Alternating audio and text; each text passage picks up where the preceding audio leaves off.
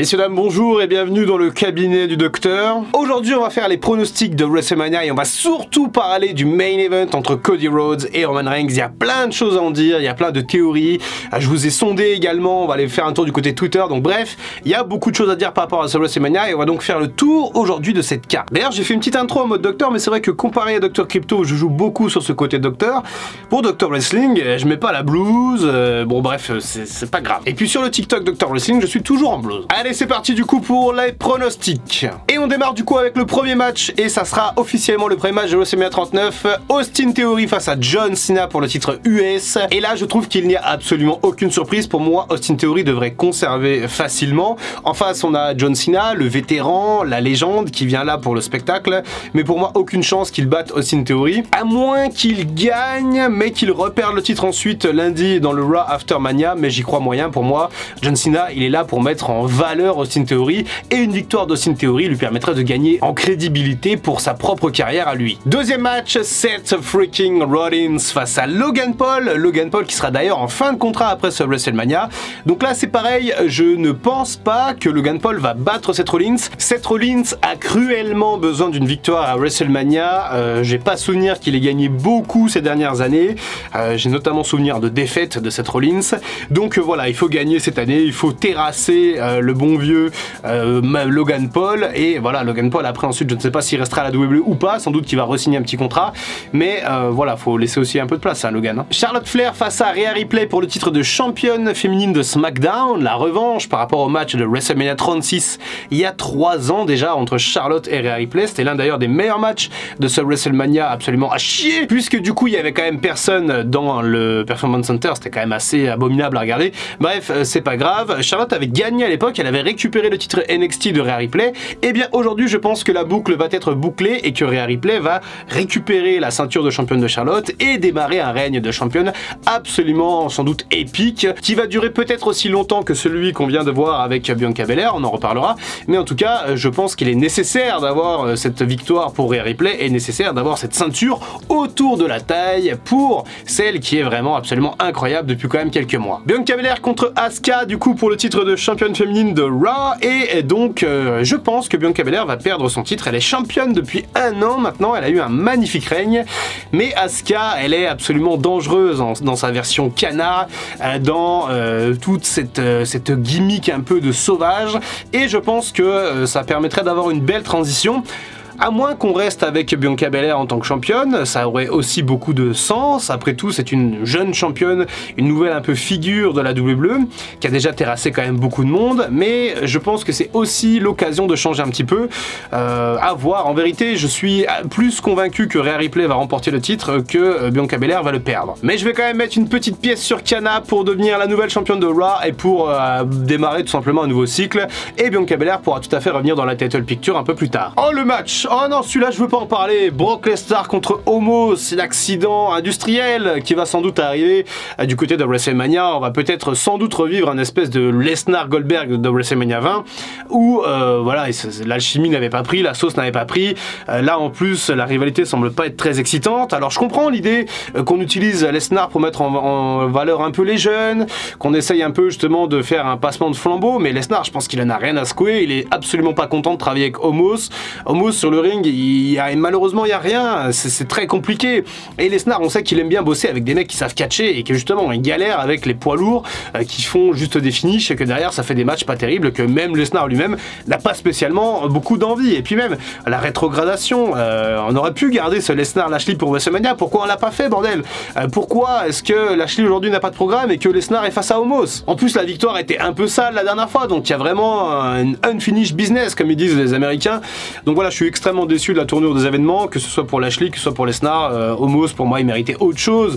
Lesnar directement pour Omos c'est aussi un peu du gâchis et je crains véritablement l'accident industriel, je crains véritablement le 0 étoile sur 5, ça peut arriver. Après beaucoup de gens attendent le F5 de Lesnar sur Omos, ça sera sans doute le WrestleMania moment à retenir de ce match. Et victoire de Lesnar quand même, faut pas déconner. Le match 3 contre 3 entre Becky Lynch, Trish Stratus et Lita face du coup au Damage Control, un match qui n'a que peu de sens. Alors après excusez-moi pour pas pas mal de matchs, je n'ai pas vraiment les tenants et les aboutissants, je n'ai pas suivi toutes les storylines et sans doute qu'il y a des choses qui s'expliquent, mais Becky Lynch aurait très bien pu s'entourer de catcheuses plus récentes, on va dire, ou prendre des jeunes d'NXT pour les faire monter à cette occasion plutôt que de ramener les légendes. Pour moi, ça ne fait que très peu de sens et très peu de logique dans le cadre d'une storyline. Alors après, oui, effectivement, les gens vont être contents de revoir Trish Stratus et Lita, mais encore une fois, ça rend le match un peu osef sur 20. Et malheureusement, je crains une victoire des Face et de Becky Lynch et de ses amies vétérantes face au Damage Control qui aurait plus besoin d'une victoire à mes yeux. Donc je vais pronostiquer la victoire de Becky Lynch et de Trish Stratus et Lita à contre-cœur puisque j'adorerais voir une victoire du Damage Control. Le Hell in a Cell match entre Edge et Finn Balor et pour moi ça sera le main event de la nuit numéro 1. À mon avis ça va envoyer ce match, ça va être absolument génial. Si vous avez vu ma vidéo d'hier, vous avez pu voir qu'il y a des rumeurs qui insistent sur le fait que Gangrel pourrait être accompagné Edge et on pourrait avoir une entrée un peu en mode feu à la mode du Brood et on pourrait aussi avoir le Demon Finn Balor. Donc il y a beaucoup d'enjeux pour ce match et je ne vois pas comment Finn Balor ne pourrait pas gagner cette confrontation. C'est lui le jeune, c'est lui le futur main eventer, c'est lui qui est le leader de ce Judgment Day, ce clan qui est monté en puissance ces derniers mois et je trouve ça inconcevable l'idée que Edge gagne ce Hell in a Cell, même si Dieu sait que j'adore Edge, il n'y a pas de problème, mais il faut absolument que Finn Balor remporte ce match et marque véritablement WrestleMania de son empreinte pour ensuite pourquoi pas aller titiller le main event. Si dans l'optique où Cody Rhodes pourrait devenir champion, on verra ça dans quelques instants, eh bien Finn Balor pourrait être un challenger sur les prochains mois absolument génial. Le Fatal 4-Way féminin par équipe, et là je vais aller assez vite puisqu'à mon avis je pense que Ronda Rousey et Shayna Baszler vont plier le game, plier la concurrence et remporter ce match assez rapidement. Alors je ne sais pas si les titres de championne par équipe sont mis en jeu pour ce match, je ne crois pas, d'ailleurs je ne suis même pas sûr que ces titres existent encore finalement, je crois que ça a été supprimé par Triple H, mais en tout cas ça va malheureusement faire partie un peu des matchs OSEF, des matchs un peu à 8 où on essaie de caler le plus de monde possible. Autre match un peu OSEF, c'est le Fatal 4-Way Tag Team masculin cette fois-ci, et là je vois une victoire des Street Profits face du coup il y a les Viking Raiders, il y a Ricochet et Braun Strowman, et la Alpha Academy, mais encore une fois c'est un match complètement OSEF, je pense que ça va être là pour nous faire digérer deux gros matchs de WrestleMania comme d'hab, et donc du coup je mets une petite pièce sur les Street Profits, mais à un moment donné il faudra peut-être splitter parce que Montez Ford, il y a une petite carrière en solo qui l'attend quand même. Oh ce match mes aïeux, ce match triple menace pour le titre intercontinental entre Gunther,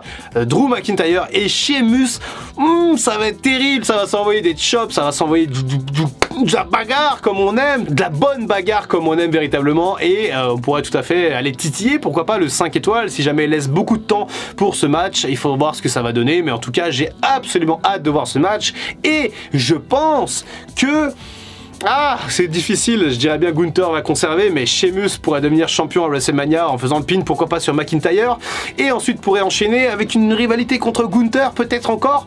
Allez, je vais partir sur Sheamus, même si je pense que au fond de moi que Gunther va conserver, je vais mettre une pièce sur Sheamus parce que Sheamus il lui manque ce titre intercontinental, il l'a jamais eu et WrestleMania semble être quand même la plus belle des vitrines pour Sheamus et en plus de ça il le mérite après cette année incroyable qu'il a fait. Sheamus remporte le titre intercontinental. Le match pour les titres tag team, cette fois-ci unifié entre les Usos et les Québécois, bien entendu Kevin Owens et Sami Zayn pour les retrouvailles dans ce match épique, cette rivalité également avec les Usos, entre Jey Uso et Sami Zayn. Je trouve que c'est une bonne idée, c'était très attendu par à peu près tout le monde quand on a su que Sami Zayn n'allait pas mettre un pied dans un main event de WrestleMania cette année, et eh bien forcément, bien sûr, tout le monde l'attend et ça doit arriver. Kevin Owens et Sami Zayn vont remporter les titres de champion par équipe pour l'ouverture d'une nouvelle ère entre ces deux bons catcheurs, ces deux grands catcheurs, et les Usos vont bien entendu prendre un petit peu de repos peut-être après ces presque deux années de règne en tant que champion par équipe. Et encore une fois, quel règne de champion qui s'apprête à se terminer, je pense, à WrestleMania. On en gardera des souvenirs absolument incroyables. Rey Mysterio contre Dominic Mysterio, certainement pour le dernier match de Rey Mysterio à WrestleMania. Comment ne pas finir de la meilleure manière que d'affronter son propre fils en 1 contre 1 sur la plus grande des scènes et exploser son fils par la même occasion. Ça risque d'être un match avec beaucoup d'émotions. Ce match entre Rey et Dominic, on va va avoir un espèce de passement de flambeau entre les deux, je pense, et voilà, j'espère que Rey Mysterio n'aura pas trop d'émotion, parce qu'en plus il va être introduit au Hall of Fame la nuit précédente. Je pense que ça n'a pas été indiqué, mais on le sait, c'est sans doute le dernier match de Rey Mysterio. De toute façon, on peut pas mieux finir que combattre son fils. Donc voilà, Rey Mysterio, j'espère qu'il n'aura pas trop d'émotion, que ça va pas trop pâtir sur le match. Mais ça risque d'être absolument aussi génial. Pour moi, Dominique va terrasser son père. Et voilà, standing ovation pour Rey Mysterio, grand merci. Et Dominique ensuite, eh bien, déploie tes ailes, mon enfant. J'ai envie de te dire, mon enfant, bon, il est plus si jeune que ça. Mais voilà, moi je trouve que Dominique, il a fait du bon taf ces derniers temps, ces derniers mois. Il a vraiment bien bossé. Et aujourd'hui, bah, c'est l'heure tout simplement de prouver au monde entier qu'il est un bon catcheur. Encore une fois, Dominique, il a eu beaucoup de passes droits. Il n'a pas été à NXT. Il est parti directement dans la division principale. Mais aujourd'hui, je trouve qu'il fait de l'excellent boulot. Donc c'est un bon choix. Victoire du coup de notre cher Dominique Mysterio. C'est l'heure de parler de notre main event tant attendu entre Cody Rhodes et Roman Reigns. Je crois que ça va être incroyable, j'espère que ça va être incroyable, j'attends que ça soit incroyable, et je vous ai posé la question, avant d'en parler sur Twitter, est-ce que vous pensez que Cody Rhodes va remporter ce match? Et la vérité c'est que j'ai pas été voir sur Twitter depuis 2 jours, donc on va voir vos réponses en temps réel, on va aller voir les notifications, attendez, où est-ce que est mon tweet? On va aller voir ce que vous pensez, je pense que le sondage doit être terminé, et donc, est-ce que Cody peut terrasser Roman Reigns à WrestleMania? J'ai besoin d'un maximum d'avis possible en commentaire, c'était aussi la question que je posais. Et vous êtes 70% à penser qu'il va battre Roman Reigns contre 30% par rapport à une défaite pour à peu près 459 votes, donc ce qui est plutôt pas mal. 70%, 7 personnes sur 10 pensent que Cody va gagner. Et voyons voir un petit peu les réponses. Alors, Allemagne qui nous dit, Almagine pardon, Cody va le battre histoire que les autres heels du roster puissent enfin avoir des opportunités pour le ou les titres majeurs. Et effectivement, on pense à des mecs comme Finn Balor par exemple. Et si l'histoire avec Zayn n'était pas terminée et qu'il ne remportait pas les titres tag team, elle refaisait allégeance à la Bloodline en aidant Reigns à conserver et à partir sur une feud Zayn versus Rhodes. Pourquoi pas, ça peut être aussi intéressant Jordan, mais ça me semble quand même un peu tiré par les veuches. C'était une super storyline, mais là c'est le moment ou jamais d'y mettre fin. Cody est over comme jamais, nous dit Jolos. Et bien effectivement ça malheureusement je n'ai pas trop regardé les Raw et SmackDown, mais j'ai pu voir quelques extraits, quelques traductions, notamment grâce à Univers Catch qui a fait les traductions, et j'ai pu voir effectivement que Cody il est over comme tout. Invictus nous dit Cody va gagner, Reigns veut prendre une pause après WrestleMania et il compte split les titres. Par contre je vois bien les Usos conservés. Intéressant comme point de vue, effectivement j'ai pas spécialement entendu parler d'une pause pour Roman Reigns, mais ça peut être plutôt pertinent si effectivement je pense qu'il va prendre une pause. Alors Jesse nous dit j'aurais préféré que Cody perde et remporte la mallette du Money in the Bank, la mallette c'est rigolo, et cash in sur Reigns à SummerSlam. Ça c'est pas con en vrai comme idée, en réalité Jesse c'est vraiment pas bête. Ça peut être tout à fait pertinent aussi ce genre de scénario, mais là est-ce qu'on profiterait pas justement de l'overness de Cody pour lui donner le titre malgré tout? Rémi nous dit si Roman va prendre du repos après WrestleMania, je pense qu'il va perdre le titre. Effectivement ça semble être assez cohérent et logique. Jeffou, si Cody ne le bat pas après l'avoir rendu autant ouvert, personne n'a la légitimité de le battre, même un Rock ça ferait chier parce qu'il serait là en part-timer. Il faut un gars du roster principal présent sur les weekly histoire de rendre le roster à nouveau crédible. Derrière on a une petite réponse avec Seth Rollins, pourquoi pas effectivement l'histoire pas finie entre Rollins et Cody, ça peut être tout à fait intéressant. Cody va gagner pour nous dit Son Rudy avec sa pépé, une magnifique pépé Cody Rhodes, j'ai l'impression, allons voir. Effectivement, c'est une belle pépé. Et la bûche, enfin, nous dit, moi, je vois Reigns garder son titre. Bon, bah, en tout cas, on a une dizaine de commentaires, donc merci à vous d'avoir joué le jeu. Et on va donc maintenant revenir à mon avis par rapport à ce match. Et les amis, je ne vais pas non plus vous faire miroiter pendant des plombs, parce que cette vidéo commence à être un peu longue. Je pense effectivement que Cody Rhodes va remporter le titre dans une émotion, dans une pop, dans une alchimie, dans une communion avec les fans absolument dantesque. Je ne peux pas croire qu'on va encore avoir de la hit et de la rage avec une victoire de Roman Reigns à WrestleMania. Déjà la dernière contre Sami Zayn, moi elle m'a écœuré. Alors quand je dis écœuré, c'est qu'en fait j'ai cru et j'avais tellement envie de voir Sami Zayn gagner que quand il a perdu, ça a eu un effet de fou sur moi. C'est-à-dire que effectivement pour l'une des premières fois peut-être dans l'histoire de ma carrière de fan de catch, j'ai rage quit et je me suis dit vas-y c'est bon, il y en a marre. Même si effectivement je savais qu'au fond de moi c'était sans doute pour Cody à WrestleMania. Là il est temps là. Si Cody gagne pas, je pense que je désactive tout, je renomme ma chaîne Docteur Cure-Dent. Bon, je me rase peut-être pas la tête parce que ça j'ai déjà fait ce défi là pour le Royal Rumble, mais bref, vous avez compris, je crois que j'aurais du mal à encaisser une nouvelle victoire de Roman Reigns à WrestleMania pour les titres, et je crois que tout le monde aurait du mal à encaisser, même si on l'aime, Roman Reigns, il n'y a pas de souci, on adore ce qu'il a fait là depuis 2 ans, c'était incroyable, son règne est plutôt bon, ok, mais à un moment donné, les gars, Triple H, Vince, faut passer à autre chose, faut donner la chance à des nouvelles affiches, faut créer de la nouvelle matière. La Bloodline c'était incroyable, ok, mais aujourd'hui maintenant c'est fini, tout le monde va partir en vacances, les Usos, Roman Reigns, tout le monde prend du repos, voilà, très bien. Roman Reigns il revient dans 6 mois à SummerSlam, prêt à en découdre, on peut faire un Cody contre Roman Reigns 2, on voit ce qui se passe, après tout peut arriver, en fonction du règne de Cody, mais aujourd'hui il est l'heure de passer le flambeau à Cody Rhodes, il mérite en plus, le mec il a trimé toute sa carrière, il a galéré, il a galéré oui non, parce qu'au début il a quand même été mis vachement en avant, parce que c'était le fils de Dustin Rhodes, mais ok, d'accord, ensuite il est parti dans l'indépendant, il s'est fait un nouveau personnage, il s'est fait un tatouage dégueulasse dans le cou, il a monté AEW, il s'est pété l'arcade une fois parce qu'il était tellement passionné par le catch que voilà, il s'est donné à 100% dans son match contre Jericho. Derrière, il a jamais été récompensé chez AEW, il a jamais eu d'opportunité, enfin si, il en a eu, mais il a jamais gagné le titre majeur, ce qui est assez surprenant d'ailleurs. C'est à creuser parce qu'en vérité, Cody Rhodes, je pensais qu'il allait faire partie des 4 premiers champions, mais ça n'a pas été le cas, il a dû se contenter de titre TNT. Ensuite, quand il a renégocié son contrat du coup avec Tony Khan, Tony lui a dit bah écoute non, pas sûr qu'on te mette dans la title picture, on va mettre MJF, on va mettre Danielson.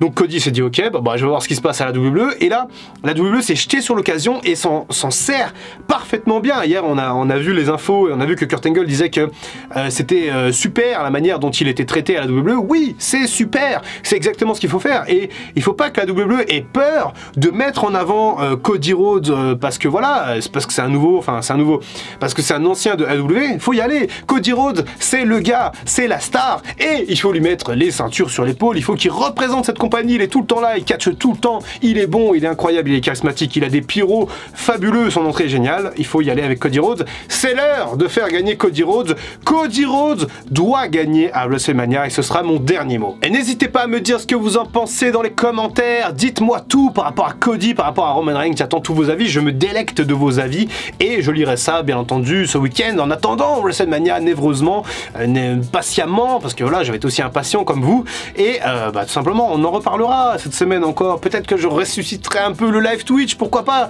ce week-end on verra, tout est possible, c'est la semaine de WrestleMania. C'était le Dr Wrestling, à très bientôt pour une prochaine vidéo, et en attendant, comme d'habitude, prenez soin de vous.